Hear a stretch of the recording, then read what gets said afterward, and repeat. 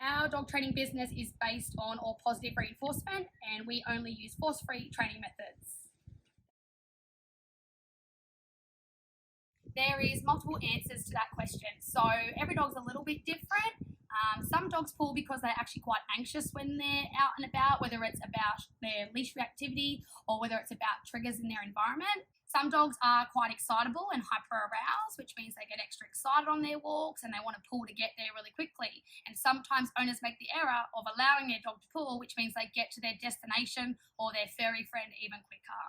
Other reasons dogs can pull is because they find it reinforcing. If your dog is pulling towards, say, his best friend and he gets there really quickly, then that can be quite reinforcing for your dog.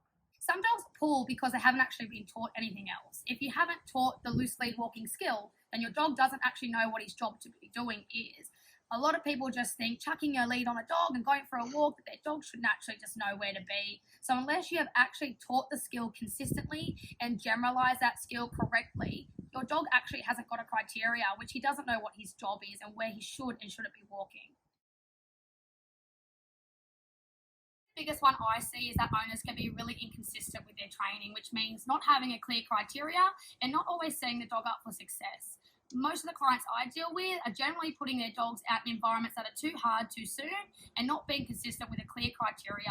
Some clients aren't using the correct equipment as well, which makes it extra hard for their dogs. We need to make sure we have both balance on criteria and also our dog on safe equipment as well.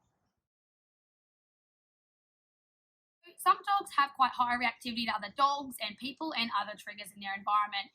And when your dogs aren't feeling too good about these triggers that make them react, sometimes it interferes with their learning. When dogs are over threshold, maybe a bit anxious about those triggers, that can affect their learning, which means that they might act a bit out of the ordinary. So making sure we do lots of desensitizing to those triggers, lots of positive training around those things to help your dog learn how to learn and focus when he's in the presence of those scary triggers or the things that put your puppy over threshold.